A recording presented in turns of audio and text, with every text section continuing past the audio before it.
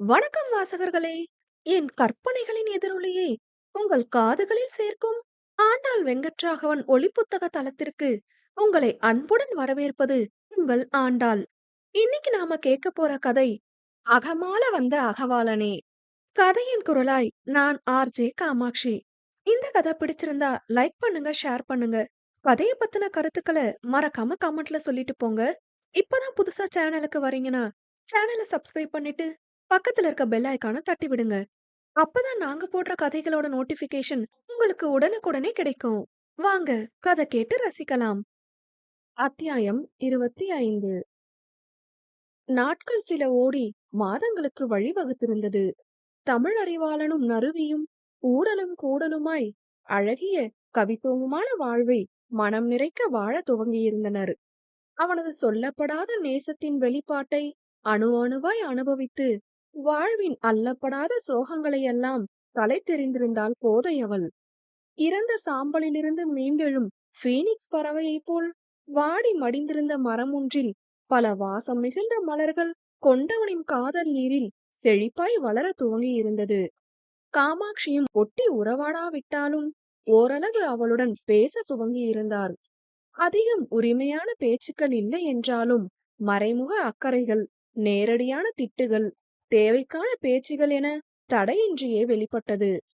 மாற்ற முடியாத ஒன்றென அவரளவில் பதிந்து போன அவளது குறையை தள்ளி வைத்து அவளை பார்க்க பிரயத்தனப்பட்டு கொண்டிருந்தார் காமாட்சி. இளங்கோவன் சென்னையில் ஒரு பல்கலைக்கழகத்தில் தனது முனைவர் பட்டத்தினை படிக்க ஆயத்தமாகி புறப்பட்டிருந்தான். வேலை பார்த்து அண்ணனுக்கு துணை நிற்க வேண்டும் என்ற அவனது எண்ணத்தை ஒதுக்கி வைக்க செய்திருந்த அறிவு அவனை படிப்பில் கவனம் செலுத்தும்படி கூறியிருந்தான். செயல்பாட்டு அறிவின் மேன்மைக்காக வேலைக்கு செல்ல வேண்டும் என்ற ஆசை இருப்பின் பகுதி நேரத்தில் வேலை பார்க்குமாறு அறிவுரை வழங்கி அனுப்பி வைத்திருந்தான். காமாட்சி விருப்பமே இன்றி கலங்கி நிற்க அவரை அன்பாய் கொஞ்சி கெஞ்சி சமாதானம் செய்தவன் கூடத்திற்கு வந்தான்.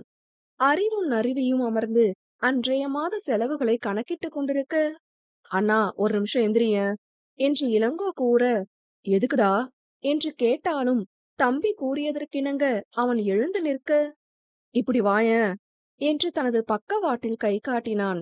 என்னடா என்று கேட்டபடி புரியாத பார்வையோடு அவன் நகர, ரொம்ப நன்றி என்றவன் அவன் அமர்ந்திருந்த இடத்தில் படுத்துக்கொண்டு நறுவியின் மடியில் தலை வைத்து கொண்டான்.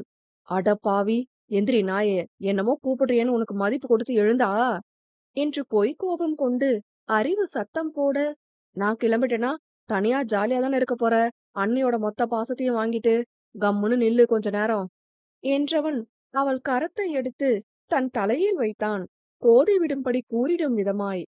அவனது உணர்வுகளின் போராட்டம் அந்த குரலில் இருவராலும் புரிந்து கொள்ள முடிந்தது.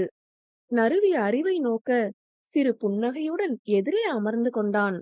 இளங்கோ சிகை கோதிய நறுவி, ஒண்ணும் இல்ல, வாரம் வாரம் பார்க்க வரலாம், நைட்டு புறப்பட்டா காலையில இங்க வந்துட போறீங்களா என்க, உங்களை மிஸ் பண்ணுவான் நீ என்றான். பாருடா, அப்புறம் எங்களெல்லாம் மிஸ் பண்ண மாட்டீங்களோ என்று அறிவு கேட்க என்று அவனை அடக்கிய நறுவி, நாங்களும் உன்னை ரொம்ப மிஸ் பண்ணுவோம் இலா, பட் எல்லாத்தையுமே பேர் பண்ணிக்க பழகணும் தானே என்றாள். என்று அவன் கூற, 4 வருஷம் ப்ராஜெக்ட் ஒர்க் ஆரம்பிச்சிடுச்சுன்னா உனக்கு நேரமே போதாது, வீட்டை பத்தி யோசிக்க கூட நேரம் கிடைக்காது, வேலை உன்னை தன்னால உள்ள இழுத்துக்கும், நீ எந்த மன வருத்தமும் இல்லாம அதுல உன் கவனத்தை செலுத்து, இப்படிங்கிறதுக்குள்ள ஓடிடும் என்று கூறினாள். என்று மீண்டும் அவன் கொட்ட, my Ila is very strong என்றாள். அவன் மூடிய விழியோரம் உவர் நீர் வழிய இதழ்கள் விரிந்து பச்சரிசி பற்கள் பளிச்சிட புன்னகைத்தான். அப்பா அடிக்கடி இப்படி சொல்லுவார் அண்ணி என்று அவன் கூற, அவனையே பார்த்து கொண்டிருந்த அறிவுக்கும் கண்கள் கலங்குவது போலானது. அப்ப என் மாமனார் சொன்னத நீ பிழையாக்காம செயல்படுத்தணும் தானே என்று அவள் கூற, கண்டிப்பா என்று எழுந்தவன், என் அண்ணி சொன்னத பிழையாக்கிடக் கூடாதுல்ல என்று அவள் தாடை பற்றி கூறினான். அவளுக்கு நெகிழ்ச்சியாய் இருந்தது அத்தருணம். இளங்கோவிடம் அவளுக்கு உருவானது எதிர்பாராத ஆத்மார்த்தமான பந்தம், அனைத்திற்கும் அப்பாற்பட்ட அன்பின் திருவிளையாடல் அது. அறிவு கள்ளமில்லா அவர்கள் அன்பினை ரசனையாய் பார்த்தான், ரசித்து பார்த்தான். படிக்க சென்றிருந்தவன் தற்போது தீபாவளி பண்டிகையை முன்னிட்டு தான் வரவுள்ளதை வீட்டிற்கு தெரியப்படுத்தி புறப்பட்டிருந்தான் நிலா. நறுவி மாமியாருடன் சேர்ந்து பலகாரங்கள் செய்ய வெங்கடாச்சலமும் நன்னிலாலும் வந்திருந்தனர். அவர்களைக் கண்டு உள்ளே வரவேற்ற அறிவு, அம்மா, நவி என்று குரல் கொடுக்க, சமையலறையை விட்டு வந்த பெண்கள், வாங்கண்ணா, வாங்க நீ, வாங்கம்மா, வாங்கப்பா என்று வரவேற்று அமர்த்தினர். இருவருக்கும் தேநீர் போட்டு எடுத்து வந்து நறுவி கொடுக்க, அதுவரை சம்பிரதாய பேச்சுக்கள் ஓடியது. ஒண்ணுமில்ல மாப்பிள, தீபாவளி வருது. உங்களுக்கு தல தீபாவளி வேற. அதான் விருந்துக்கு அழைக்கலாம்னு வந்தோம். உங்களுக்கு எப்படி வசதி? என்று பவ்யமாய் அவர் கேட்க, அறிவு ஓரக்கண்ணால் நறுவியின் முகம் கண்டான். அவள் முகத்தில் உவகைக்கான அறிகுறிகள் இல்லாத கோணல் வளைவுகள். எங்க அப்பா அம்மா வீட்டுக்கு கூட நிம்மதியா போக முடிஞ்சதில்ல. பண்டிகைக்கு கூட அவர் இல்லாம ஏன் வந்தன்னு தான் கேட்பாங்க. மாப்பிள்ளைக்கு தோது படுறப்ப அவரோட சேர்ந்து வீட்டுக்கு வான்னு சொல்லும்போது, இது என் வீடு இல்லையா? நான் வரக்கூட அவர்கிட்ட தான் கேட்பீங்களான்னு இருக்கும். என்று அவள் அன்று கூறியது அவன் மனதில் தோன்றி மறைந்தது. "என் வசதி என்ன மாமா? எதுனாலும் நவி கிட்ட பேசிக்கோங்க. அவளுக்கு என்ன இஷ்டமோ அதான்." என்று நிறுத்தி நிதானமாக, "உங்களுக்கு வேண்டுமானால் அவள் முடிவு முக்கியமில்லாமல் இருக்கலாம். ஆனால் என் முடிவுகள் அனைத்தும் அவள் கையில் என்பதை காண்பித்தான்." நறுவி தன்னவனை ஆச்சரியமாய் நோக்க, "அவ வீட்டுக்கு அவளுக்கு வர என்ன கேட்கணும் மாப்ள? நீங்க வர எப்படி வசதின்னு சொன்னா, அதுக்கேத்த மாரி வந்துட போறா." என்று புன்னகையாய் அவர் கூற, அந்த பேச்சே அவனுக்கு இனிக்கவில்லை. காமாட்சி இருப்பதால் வார்த்தைகளை அடக்க முயற்சித்தான். "நீங்க தான் சொல்லணும் மாப்ள." என்று அவர் கூற, "அது அவ வீடுங்கிற புரிதல் உங்களுக்கு இருக்கா மாமா?" என்ற ஆச்சரியமான பாவத்தில் சிரித்தபடியே கேட்டவன், "நவீன் நீ சொல்லுமா" என்றான். வீடு தேடி வந்த தாய் தந்தையரிடம் பட்டென முகத்தில் அடித்தாற் போல பேச அவளுக்கு மனம் இல்லை. 1000 இருந்தாலும் அவர்கள் அவளை பெற்றவர்களாயிற்றே. "விருந்தெல்லாம் வேணாம்மா. இலா இப்ப நைட்டே வந்துடுவான். நாங்க இங்க கொண்டாடலனா வருத்தமா இருக்கும். நாங்க காலையில வந்துட்டு போறோம்." என்று அவள் கூற, நன்னிலாளின் முகமே வாடிவிட்டது. காமாட்சி மருமகளை ஆச்சரியமாய் பார்த்தார். தவிர்க்க வேண்டி கூறியதாக இருந்தாலும் அவள் அகத்திலிருந்து வந்த உண்மை காரணம் அது. அதன் வெளிப்பாடு அவள் கண்களில் பிரதிபலித்து காமாட்சியை ஆச்சரியம் கலந்த உவகையை உணர செய்தது. எந்த மாமியாருக்கும் மருமகள் பிறந்த வீட்டை விடவும் புகுந்த வீட்டின் மீது அதிக அக்கறை எடுக்க வேண்டும் என்ற எதிர்பார்ப்பு இருப்பதுதானே? சரி தவறு என்பதை தாண்டிய சராசரி மாமியாரின் குணமும் எண்ணமும் அவருக்கும் உள்ளதே. "மாப்ள" என்று நன்னிலாள் அவனிடம் கேட்க, "நவி சொன்னதுதான் அத்த. காலையில வந்துட்டு போறோம். தம்பி வருவான்." என்று கூறினான். அதற்கு மேல் கேட்க இயலாது அவர்கள் ஒருமனதாக ஏற்க, இரவு உணவு உண்ண வைத்து அனுப்பி வைத்தனர். "நீ போறதுன்னா போய் இருந்துட்டு வா அவளோட. இலா கூட அடுத்த நாள் இருந்துட்டா ஆகுது." என்று காமாட்சி கூற, "இல்ல அத்த, எனக்கு பெருசா விருப்பம் இல்ல. தம்பி ஆசையா பிளான்லாம் போட்டிருக்கான். அவன் கூட நேரம் செலவிடுறது தான் எனக்கும் சந்தோஷம். எங்க கூட இருக்கணும்னு ஆசைப்பட்டு தான் நேரத்த ஓட்டாம மதியமே கிளம்பிட்டான். அவன் இங்க வர நான் அங்க கிளம்பி போனா எனக்கும் வருத்தமா இருக்கும்." என்றாள். இரவு நேரம் கூடத்தில் தன்னவனுக்கும் தனக்குமான பாலுடன் வந்தமர்ந்தவள் அவன் புஜத்தினை பற்றிக் கொண்டு தோள் சாய மென்மையாய் அவள் தலை கோதினான். "தேங்க்ஸ்" என்று அவள் மென்மொழியில் கூற, "இப்படிதான் தேங்க்ஸ் சொல்வாங்களா? நீ சரியில்லையே. சொல்லிக் குடுக்கறதெல்லாம் ஒழுங்கா கத்துக்க மாட்ற. உனக்கு பனிஷ்மெண்ட் தரேன் பாரு இன்னிக்கு." என்று குறும்பு கொப்பளிக்க கூறினான். அதில் இதழ் கடித்து புன்னகைத்தவள், "பனிஷ்மெண்ட் தானே, தாங்க தாங்க" என்று முகம் சிவக்க கூற, அவள் வெற்றிடையை பற்றி தன்னை நோக்கி திருப்பினான். கண்கள் அகல விரிய அவனை நோக்கியவள், "நடுக்கூடத்துல இருக்கோம்" என்க, "அம்மா எப்பவோ போய் தூங்கிட்டாங்க" என்று கிசுகிசுப்பான குரலில் கூறினான். இமைகள் குடையாய் கவிழ, "அதுக்கு இப்படியா? பேட் பாய்" என்று அவள் கூற, "பரவால்ல, உன்கிட்ட தானே பேட் பாயாவே இருந்துட்டு போறேன்" என்று கண்ணடித்தான். அவன் ஸ்பரிசம், அவள் வாசம், இருவருமே அந்த மோன நிலையை களைய விரும்பாது நெருங்க, வாசலில், "அண்ணி, அண்ணா, அம்மா, நான் வந்துட்டேன்" என்று இலா கத்திக்கொண்டே வரும் சத்தம் கேட்டது. அதில் திடுக்கிட்டு விலகியவள் முகம் செஞ்சாந்தாய் சிவக்க, ஜங்கென்று உள்ளே குதித்து வந்தான் இளங்கோவன். தம்பியின் உற்சாக வருகையிலும் அவனது திடீர் பிரவேசத்திலும் திடுக்கிட்டு சிவந்த நங்கையிலும் அறிவுக்கு சிரிப்பு பொங்கிக் கொண்டு வந்தது. என்னப்பா யாரும் உற்சாகமா வரவேற்க மாட்றீங்க என்று இளங்கோ கேட்க, வாய்விட்டு சிரித்த தம்பதியர் எழுந்து வந்து அவனை அணைத்து தங்கள் மகிழ்வை பகிர்ந்தனர். அண்ணி செம பசி, என்ன இருக்கு என்று வயிற்றை தடவியபடி அவன் கூற, உனக்காகவே பூண்டு தொக்கும் இட்லியும் எடுத்து வச்சிருக்கேன் என்றாள். அம்மா தூங்கிட்டாங்களா என்று அவன் வினவ, நீ வர வரைக்கும் தூங்காம இருப்பாங்களாடா, மணிய பாரு என்று அறிவு கூறினான். சரி சரி, அவன் சாப்பிடட்டும் என்று நறுவி, வேக வச்சுட்டு கை கால் கழுவிட்டு வா என்றபடி சென்று அவனுக்கு உணவை எடுத்து வைத்தாள். அன்னியின் உணவை சப்பு கொட்டி ருசித்தவனைக் கண்டு இருவரும் புன்னகைத்துக் கொண்டனர்.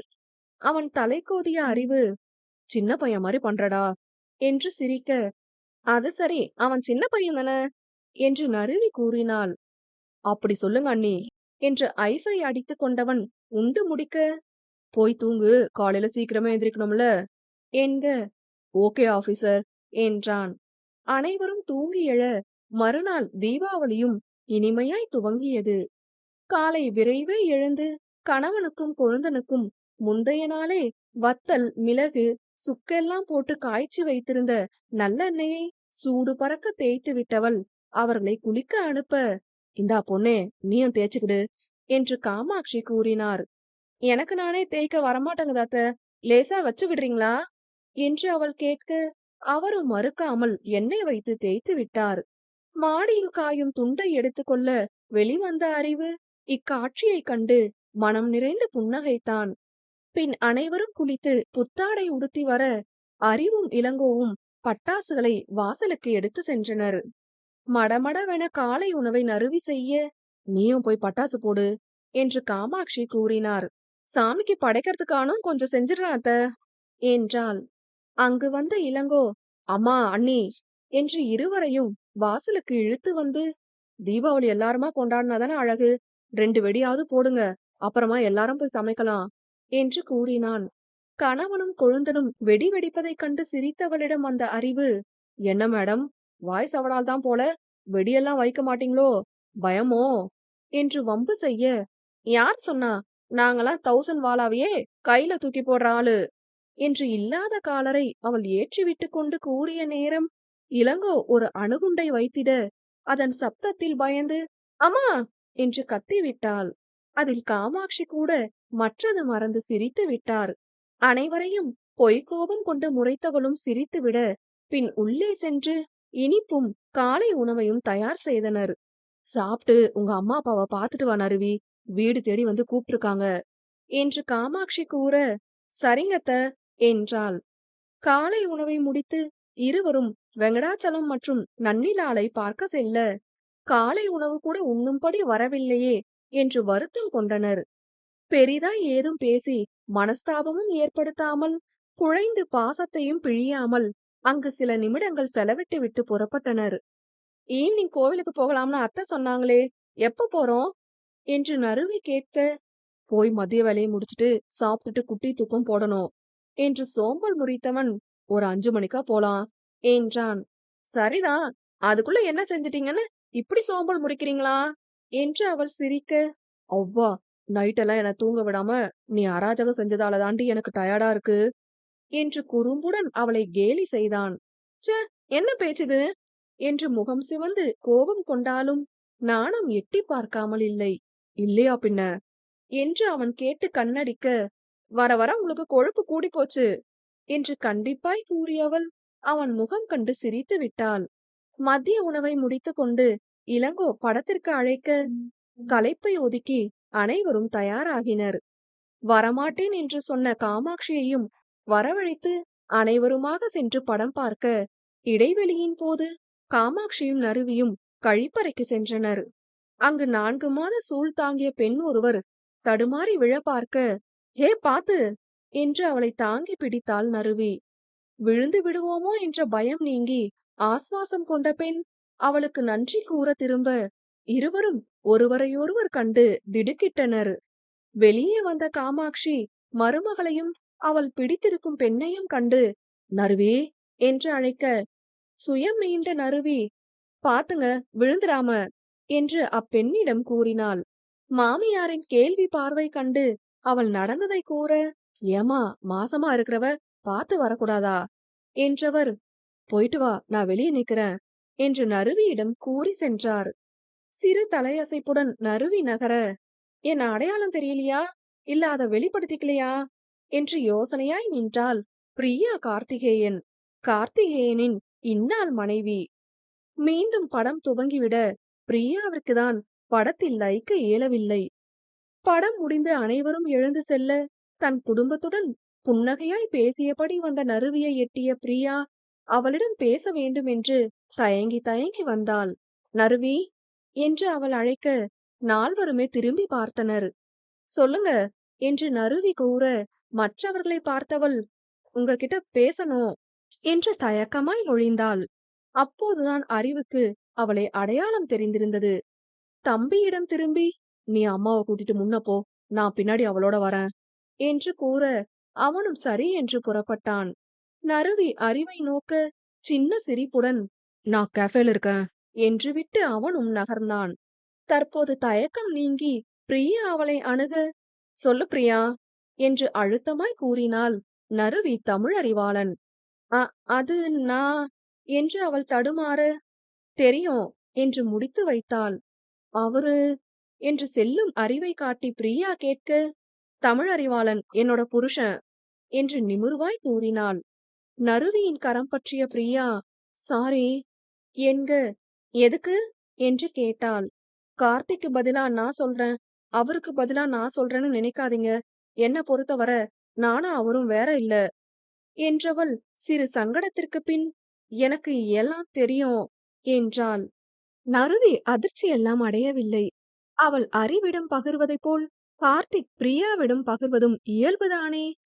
இந்த சாரி எதுக்கு என்று நறுவி நேரடி பேச்சிற்கு வழிவகை செய்ய, அவரு ரொம்ப குற்ற உணர்ச்சியா ஃபீல் பண்றாரு நறுவி என்று கண்களில் நீர் தேங்க கூறினாள்.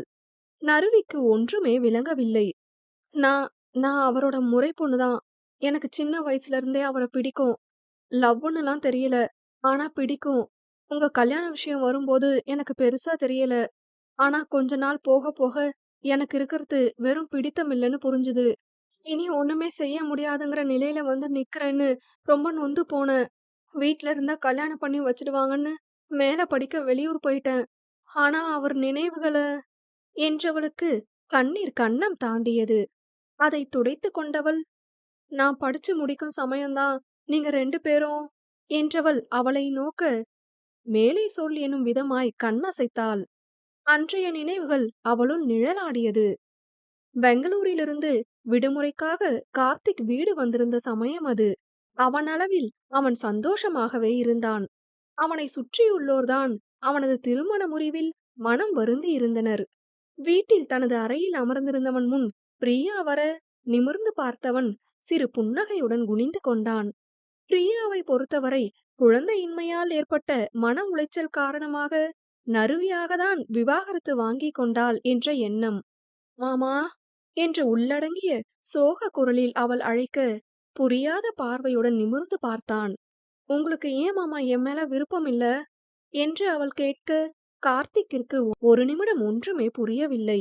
என்ன பிரியா என்று அவன் புரியாமல் கேட்க, நீங்கன்னா எனக்கு ரொம்ப இஷ்டம் மாமா என்று இதழ்கள் பிதுங்க கண்களில் கண்ணீரோடு கூறினாள். கார்த்திக் அதிர்ந்து எழுந்து நிற்க, உங்களுக்கு கல்யாணம் முடிவானப்ப கூட பெருசா தெரியல. நாள் நெருங்கி கல்யாணம்னு நீங்க நிக்கும்போது இங்கெல்லாம் வலி மாமா என்று தன் நெஞ்சை குத்தி காட்டி அவள் கூற, கார்த்திக் விக்ரமை பிடித்த நிலையில் அவளை பார்த்தான். வீட்ல மாப்பிள்ளை பாத்துடுவாங்களோன்னு தான் மாமா மேல படிக்க வெளியூர் போயிட்டேன். வந்து பார்த்தா நீங்க டிவோர்ஸ் பண்ணிட்டீங்கன்னு சொல்றாங்க. எனக்கு எப்படி ஃபீல் பண்றதுன்னே புரியல மாமா என்று அழுகையினூடே அவள் கூற, பிரியா, யாராவது பார்த்தா தப்பா நினைக்க போறாங்க, கண்ண தொட என்றான் அதட்டலாய். பாக்கட்டும் மாமா, எனக்கு யார பார்த்தும் இப்ப பயம் இல்ல. எங்க அப்பா கிட்டயே நேத்து சொல்லிட்டேன் என்றதும் அவன் அதிர்ந்து பார்க்க, தன் கன்னத்தை காட்டி, எங்க அப்பாவோட முதல் அடி. ஆனா மாமா, அது நான் உங்களுக்காக வாங்கணுங்கிறதுல தான் என் சந்தோஷமே என்றாள். கார்த்திக் தொண்டை வறண்ட நிலையில் விழிக்க, 2ஆம் தரமா போக உனக்கு என்னன்னு கேக்குறாங்க. நறுவியே கல்யாணம் பண்ணிட்டாங்க தானே, நீங்க ஏன் தனியா இருக்கணும்? என்ன கல்யாணம் பண்ணிக்கோங்க மாமா என்றாள். பிரியா, பைத்தியக்காரத்தனமா பேசாம கிளம்பு இங்கிருந்து என்று அவன் அதட்ட, அவன் கரம் பற்றிக் கொண்டு அழுதவள், முடியல மாமா, மனசெல்லாம் வலிக்குது. என்ன கட்டிக்கோங்கன்னு கேட்டு தோத்து போனாலும் கேட்ட திருப்தியாவது கிடைக்குமேன்னு தான் வந்தேன் என்றவள் அவன் கண்களை பார்த்து, இப்ப என் காதல் தோத்து போயிடும்னு நினைக்க நினைக்க நெஞ்ச பிடுங்கி எரியிற போல வலிக்குது மாமா என்றாள். அவள் அழுகை சத்தம் அதிகரிக்கவும் வீட்டார் அவன் அறைக்குள் கூடிவிட அனைவரும் பெருமளவு அதிர்வில் ஆழ்ந்து நின்றனர். பிரியா, நீ யோசிக்காம பேசுற என்று அவன் தடுமாற, நல்லா யோசிச்சுதான் பேசுறேன் மாமா, எனக்கு நீங்க வேணும் என்று மண்டியிட்டு முகத்தினை கரங்களில் மூடி அவள் வெடித்து அழ, பிரியாவின் தந்தை கூட மகளின் காதலில் அதிர்ந்துதான் நின்றார். கார்த்திக்கின் அன்னை மற்றும் தந்தைக்கு பிரியாவை நிரம்ப பிடிக்கும். சின்ன பெண் என்று அவர்கள் கேட்டுக்கொள்ளவில்லை. தற்போது மகன் வாழ்க்கை கேள்விக்குறியாக இருக்கும் நிலையில் பிரியா வசந்தம் வீச வந்து நிற்க அவர்களுக்கு மறுக்க தோன்றவில்லை. பிரியா, எழுந்து நில்லு முதல என்று அவன் அதட்டவும் பாவை எழ, எனக்கு யோசிக்க டைம் வேணும் என்றான். அதிலேயே அவள் முகம் பிரகாசமானது. அனைவரும் கலைந்து செல்ல கார்த்திக்கின் மனம் பிரியாவை தன் மனைவி என்ற நிலையில் யோசிக்க இயலுமா என்று சிந்தித்தது. அவள் உருவமும் தோற்றமும் சிந்தனையில் பதியும் முன்னே அவளது காதலெனும் அறிமுகம் உள் நுழைந்திருக்க, அவளது உடல்வாகு, நிறம், உயரமென எதுவுமே அவன் கருத்தில் இல்லை. பிரியா கண்ணீர் மல்க தான் தான் வேண்டுமென பிடிவாதமாய் வந்து நின்ற தோற்றம் நாளடைவில் அவனை காதலெனும் சுழலில் ஈர்த்து இழுத்து கொண்டது. அவனை காணும் போதெல்லாம், என்னை எப்ப மாமா கட்டிக்க போறீங்க என்று கண்ணடித்து அவள் கேட்க, அவன் இதழில் அழையா விருந்தாளியாய் புன்னகை குடிபுகும். ஆனால் அப்போதும் அவள் அவனை கட்டாயப்படுத்தக் கூடாதென்று தன்னை கட்டுப்படுத்திக் கொள்ள துவங்கினாள். வீட்டிலும் கூட யாரையும் இது குறித்து கார்த்திக்கிடம் பேசவே கூடாதென்று தீரமாய் கூறியிருந்தாள். தனது விருப்பத்தை முன்னிறுத்தி அவள் செய்த சிறு செயல் அவனுக்குள் என்னவோ செய்தது. அவளது நேசம் அவனை நேசம் உணர வைத்து நேசிக்கவும் வைத்தது. திருமண பந்தத்தில் இனிதே நுழைந்த இருவரும் சுகந்தமாய் ஒரு வாழ்வை துவங்க, உண்மையான நேசம் கார்த்திக்கிற்கு நறுவியின் உண்மை நேசத்திற்கு அவன் இழைத்த துரோகத்தை உணர செய்திருந்தது. மனிதனாக பிறந்த அனைவருமே சுயநலம் கொண்டவர்கள்தான். சுயநலம் கொண்ட விஷயங்களில் அளவும் வீரியமும் தான் மாறுபடுமே தவிர தன்னலமற்ற உயிரென்று இவ்வுலகில் இல்லை என்பதே உண்மை. கார்த்திக்கிற்கு நறுவி மீதிருந்த பிடித்தமின்மையும் தனது வாழ்வு என்ற சுயநல எண்ணமும் கட்டாயப்படுத்தியதன் கோபமும் அவளது உண்மையான நேசத்தை காட்சிப்படுத்தாமலேயே காயப்படுத்தி இருந்தது. ஒரு உண்மையான நேசம் இன்னொரு உண்மையான நேசத்திற்கு அவன் கொடுத்த வலியை உணர செய்தது. தன்னவளான பிரியாவிற்கு இப்படி ஒரு நிலை என்று யோசிக்கவே அவன் உள்ளம் பதைபதைப்பில் துடிதுடித்தது. குற்ற உணர்ச்சி என்ற பெரும் அரக்கனிடம் அவன் மனமும் சிக்கி தவித்தது. சுயநலம் இயல்பே, ஆனால் அதுவாற்றும் பிழைகளின் வீரியத்தை உணர்வது அவரவர் மன உணர்வில் உள்ளது. கார்த்திக் உணர்ந்தான். என்ன பயன்? காலம் கடந்து உணர்ந்த தவறின் வீரியம் அவன் மனதை காயம் கொள்ள வைத்தது. நறுவி மீது நேசமெல்லாம் இப்போதில்லை, ஆனால் பச்சாதாபம் எழுந்தது. அவன் செய்த செயல்களில் அவள் எத்தனை துடித்திருப்பாள் என்ற துடிப்பை உணர முடிந்தது. கணவன் சில நாட்களாய் சொல்லொன்னாய் சோகத்தில் தவிப்பதை பிரியா உணரும் சமயம் அவள் கர்ப்பம் தரிக்க, நாளை தனக்கு பெண் பிறந்து அந்த பெண் பிள்ளைக்கு இப்படி ஒரு நிலை வந்தால் என்று மேலும் துடித்தான். ஒரு கட்டத்திற்கு மேல் கட்டுப்படுத்த இயலாத அவனது மனபாரத்தை அவன் மனைவியிடம் இறக்கி வைக்க பிரியா அதிர்ந்தே விட்டாள். 4 நாட்கள் அவனிடம் பேசவில்லை அவள். அவளால் தன் மன்னவனா இப்படி என்பதை தாங்கிக் கொள்ள இயலவில்லை. ஏற்கனவே குற்ற உணர்வில் புழுங்கியவன் மனைவியின் உதாசீனத்தில் மேலும் கரைந்தான். பிரியா, சத்தியமா எனக்கு ரியலைஸ் ஆகலடி. உன் லவ் இதுதான் எனக்கு என் தப்பையே உணர்த்துச்சு என்பவனிடம் என்ன கூறிவிட இயலும் அவளால்? என்னதான் நேர்மை நியாயம் என்று பேசினாலும் அவர்கள் இப்படி பிரிந்துதான் தங்கள் காதல் சேர வேண்டும் என்பதாய் விதி இருந்திட யாரால் என்ன செய்திட இயலும் என்று சிந்திப்பதற்கே அவளுக்கு 1 மாதம் அவகாசம் தேவைப்பட்டது. அதன் பிறகு தன்னை தேற்றிக் கொண்டவள் தன்னவனையும் முடிந்த அளவு பழையதை மறந்து வர செய்ய முயற்சித்தாள். அவளுடனான வாழ்வில் சந்தோஷமெல்லாம் பஞ்சமில்லாமல் தான் இருந்தது. ஆனால் என்ன செய்தும் அந்த குற்ற உணர்வை காண இயலவில்லை. அவள் நல்லா இருப்பாளா பிரியா? என்று அவன் மனம் வருந்தி கேட்கையில், தன்னவன் திருந்தி வருந்தி நிற்பதை கண்கொண்டு பார்க்க இயலாது தவிப்பாள். தற்போது வீட்டில் விசேஷம் ஒன்றிற்காக அவர்கள் ஊர் திரும்பியிருக்க, தன் தாய் வழி சொந்தங்களுடன் படம் பார்க்க வந்திருந்தவள் நருவியை பார்த்து அதிர்ந்து போனாள். என்ன முயன்றும் தன்னவனுக்கான மன்னிப்பை அவளிடம் கேட்காமல் இருக்க இயலவில்லை. இதோ தன்னவனுக்கான மன நிம்மதியை அவளிடம் கேட்டு வந்து நிற்கின்றாள். எனக்கு தெரியும் நருவி. ஒரு பொண்ணா யோசிக்கும்போது, உங்க நிலைமைய என்னால நினைச்சு கூட பார்க்க முடியல. ஆ ஆனா கார்த்திக் மாமாவோட ஒய்ஃபா யோசிக்கும்போது என்று தயங்கி கண்களை அழுந்த மூடி திறந்தவள், எனக்காக அவர மன்னிச்சிடுங்களேன். அவர்கிட்ட ஒரு வார்த்தை மன்னிச்சுட்டேன்னு சொல்லுங்களேன் என்றாள். அவளையே ஆழ்ந்த அமைதியான பார்வை பார்த்து நின்றாள் நருவி. சில நிமிட மௌனத்தை கூட பிரியாவால் பொறுக்க இயலவில்லை. நருவி என்று பிரியா அழைக்க, கார்த்திக் திருந்திட்டாருங்கிறதுல ரொம்ப சந்தோஷம் பிரியா. ஆனா நீ கேட்ட பாத்தியா, அத என்னால மனசார கொடுக்க முடியும்னு தோணல என்றாள். பிரியா அதிர்வும் புதிருமாய் நிற்க, நான் இன்னும் நறுவி கார்த்திகா இருந்திருந்தா இப்படி ஒண்ணு நடந்திருக்காது. ஆனா சப்போஸ் நடந்திருந்தாலும் மன்னிச்சிருப்பேன் என்றவள் நிமிர்ந்த பார்வையுடன், நான் இப்போ நறுவி தமிழறிவாளன். அவர் திருந்திட்டாருங்கிறதுக்காக நான் பட்ட வேதனை எதுவும் இல்லன்னு ஆகிடாதே என்று அழுத்தமாய் கூறினாள். பிரியா கண்கள் கலங்க விழிக்க, எனக்கு புரியுது பிரியா. எனக்கு அவர் 2 வருஷம் செஞ்ச கொடுமைக்கு காலம் பூரா குற்ற உணர்ச்சிய கொடுக்கணுமான்னு நீங்க நினைக்கலாம். ஆனா அப்படியே நினைச்சு அவர மனசார மன்னிக்கிற அளவு நானும் தியாகி இல்லையே. அடி உததான் கொடுமைன்னு இல்ல பிரியா. ஏங்குற அன்புக்கு பதிலா கிடைக்கும் உதாசீனமும் பெருங்கொடுமை. உங்க வீட்லயே டேபிள் சேர் மாரி ஒரு ஜட பொருளா பேச்சுக்கு கூட ஆள் இல்லாம இருக்கிறது கடும் கொடுமை. என்னால அத மறக்கவும் முடியாது, மன்னிக்கவும் முடியாது என்றாள். பிரியா கண்களிலிருந்து உவர் நீர் பெருக்கெடுத்தது. அவளுக்கும் புரிந்ததுதான். ஆனால் அன்பு செய்தவர் என்று வருகையில் அனைத்தும் அதற்கு அப்பாற்பட்டதாகி விடுகிறதே. அவள் கண்ணீரை துடைத்த நருவி, பிரெக்னன்ட்டா வேற இருக்க. அழுது என்னையும் சங்கடப்படுத்தாத. வாழ்க்கையில எல்லாரும் தப்பு செய்யறதுதான். திருந்தினவங்க எல்லாரும் மன்னிப்பு கிடைச்சாதான் அதுக்கு பலன் இல்ல. செஞ்ச தப்ப மறுபடி செய்யாம இருந்தாலும் போதுமானதுதான். நான் அவரோட இறந்த காலம். அதையே போட்டு குடையாம கடந்து 2 பேரும் சந்தோஷமா இருங்க என உணர்வற்ற குரலில் என்றாலும் மனப்பூர்வமாய் கூறியவள், அப்புறம் ஒரு விஷயம். போய் உன் புருஷன்கிட்ட சொல்லு. எனக்கு கல்யாணம் ஆயிடுச்சு. என் புருஷன் என்ன, நான் வாழ்க்கையில இனி இல்லவே இல்லன்னு நினைச்சத விட பல மடங்கு அதிக காதல கொடுத்து என்ன ரொம்ப சந்தோஷமா பாத்துக்கிறாரு.